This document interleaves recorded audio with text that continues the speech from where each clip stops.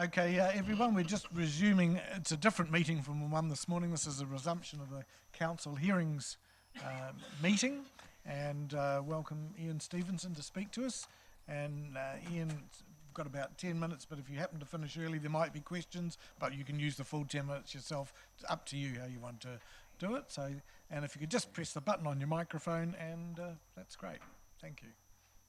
Thank you. Yes, it's been a mission to get here, but in a while. I've just handed out what I'm going to present today. There were other items sent as part of the submission process. So to start, good afternoon, Mayor and Councillors.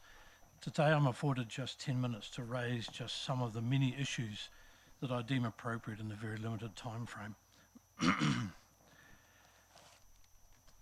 As a result, the items that I can raise are extremely limited, therefore I only can raise the issues that make just a few pertinent comments here today. This is not to be taken as meaning that they are minor, but in fact completely the opposite. I'm going to ad-lib through this, not necessarily go through everything. First subject, bay venues. I've raised this issue before, and the annual accounts of Tauranga Council and Bay Venues record a loan, and that loan has been increasing annually on a pretty regular basis of usually around 2 to 2.5 million per annum. And I've listed there the loan balances at 15, 16, 17 and 18 and the respective changes. There are two attachments, A and B, which are the 16-year end and the 17-year end note to the accounts of BVL. And these reveal and confirm the loan balance from the audited accounts. The issue arising from this is it appears rather strongly that additional funds are going into BVL from Council above and beyond what is in the annual plan. There's no explanation provided in either TCC or BVL's accounts, but clearly the debt is rising. Assets, money, goods, whatever, are transferring across, and that debt is increasing. That shouldn't be happening. If funds are to be, or assets or resources are transferring to BVL, surely that must go through the annual plan. These are being vindicated as done, obviously, when the audited accounts are approved here. But I would say that is definitely a bit late. So in my view, your annual plan allocation for BVL is being regularly and consistently understated. That means the budget they're working to is understated, but they're spending it anyway. I'd love to hear if this has got some decent explanation other than that. What of course happens, and I'm looking at the last paragraph on page 1, TCC's magical solution is to jump on a mythical rates money's merry-go-round of. First point, create a huge mythical number and pretend that is the market value of all the assets of BVL. Second, create and issue to TCC some new shares. Last time that was around 49 million or so. 3, BVL then makes a call on some of the new shares, usually more than is actually needed. Then TCC pays real money to BVL for the shares. Fourth, BVL pays off the accumulated loans from TCC, so giving back some of the money just received.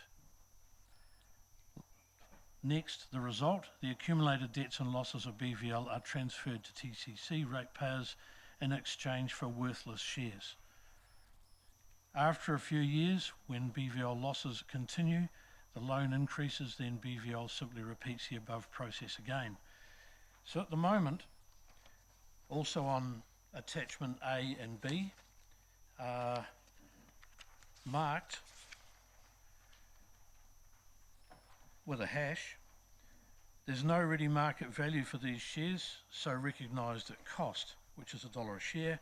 And the other item, Bay Venues also holds 18 million uncalled shares at $1 per share. That's what's coming your way. The loan currently, June 18, 13.8 million, likely add another 2 million, so we're heading for 16. In the next 12 months or so, this issue will have to be addressed again, I'm sure. It would be fixed by the budget being right.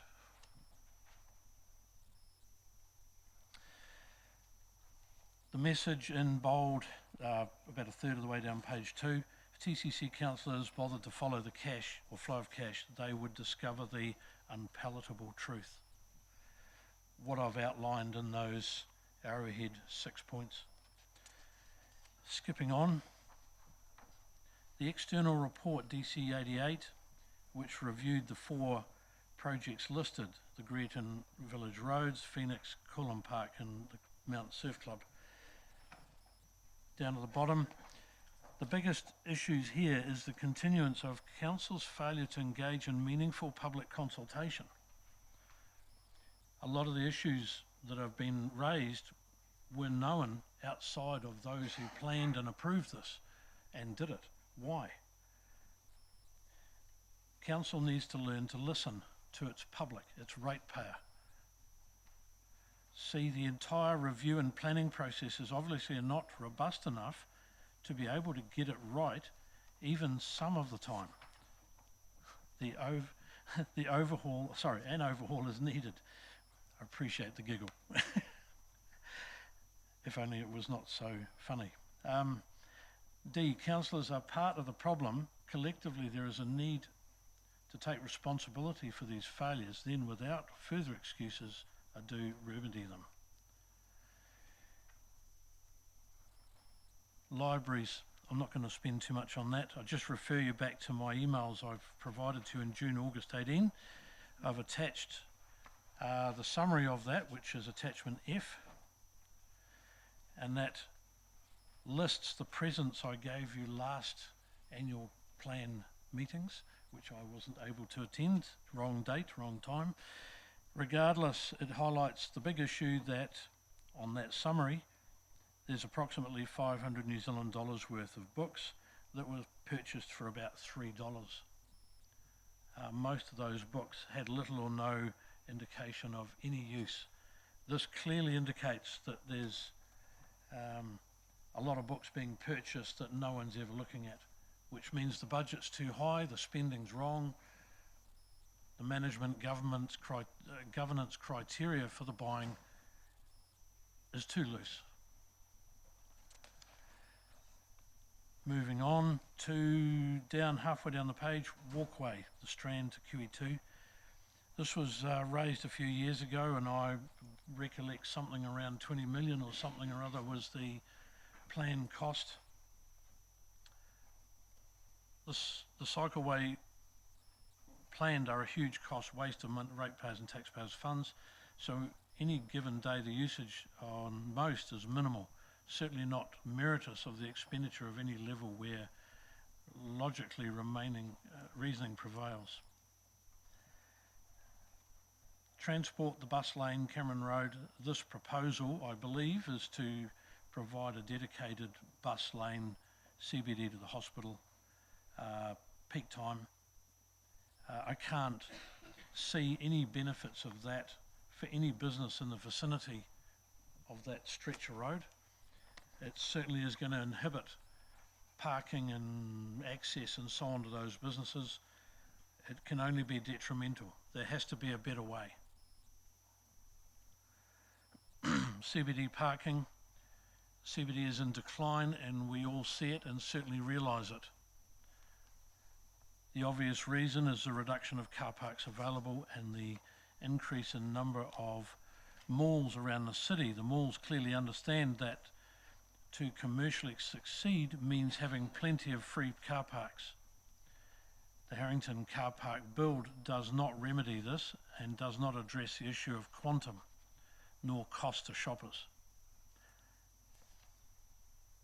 I guess heading off track for a sec, the biggest issue is the requirement not to have car parking as part of a development. in the CBD area. It's exacerbating this problem. Depreciation reserves, operational budget adjustments. The Local Government Act 2002 demands council, and that includes CCOs, that they are required to fully rate fund depreciation. I make this comment because some of the adjustments proposed in this annual plan talk about deferring and juggling and smoothing and other interesting phrases, but the Act doesn't have any of that. It just says it must be done. So there isn't a discretion, so you need to do it. It's, as I've put, this is not negotiable. It's 100% funding is required by statute. It is not something to be massaged around so a desired budget result emerges. There is no option to spread out or smooth depreciation funding. This leads on, next heading, depreciation reserves. Attachment D and E. D is the consolidated operating or profit and loss account of council, and I've highlighted the depreciation amount of 58 million approximately on that page. E is the depreciation reserve schedule near the back of the annual report, and it discloses approximately 54.5 million added for the year. There is a gap. So that gap is 3.65 million. That gap has varied from year to year, 3 to 6 million. I don't know why. There may be an explanation. It's not in the annual report, hence the comment about the Local Government Act above. I also would say part B, the next and perhaps more serious issue is where these rate monies are. Clearly these are collected for a specific purpose, i.e. existing asset replacement. However, all of these monies have not been put aside and kept separate. Of course, I accept and understand that the best use of these specific purpose rate monies is to reduce interest costs as best can, i.e. reduce debt and save interest costs. However, that means the interest expense is underestimated by about 30% or 6 million. That's because there's 122 million collected unspent in reserves. Ian, you'll need to sort of wrap it up a bit now. Okay, I've If you can not sort got of much more. make your conclusions or whatever, it'll be fine. Will do. Yep. The other issues I've raised are regarding, as a consequence, item 4, the reported TCC debt is understated by 122 million at 30th of June. There's no note or explanation of this as having happened, and it's obviously fundamental to the debt level and the debt ratio of Tauranga Council, and its truthful and honest reporting of its true financial position. Those monies are collected specifically for asset replacement, not debt reduction, although I understand short-term beneficial. Over the page, I've attached an extract from the MB report, item G, which is page 17. I draw your attention to note 2, first line, or 2. It records that the reason for Bella Vista failure is the lack of compliance and regulatory meeting standards. MB didn't even bother looking into it. They just drew this obvious conclusion. The word phrase self-evident pretty well explains it all. Bottom of page 5, I'm asking about properties acquired as a result of compliance issues. It's about time there's a full list of those properties, the cost and why. Top of page 6, debt. A former and obviously well-versed councillor said of council, anything TCC does costs 3 times that of anyone else. He obviously knew what he was talking about. For that reason alone, the less TCC does, the better. Definitely better for TCC ratepayers. The rest I will leave you to read at your leisure. I therefore conclude. Thank you for your time. Okay, thanks, Ian. And yeah, we'll take this into account and we'll probably need to read it again. I think you did submit it earlier as well. So Yeah, on the so- 23rd. yeah. It got lost in the system apparently. Okay, thank you very much. So, okay, so I'll close this meeting. Thank you very much. Yep. And over to you,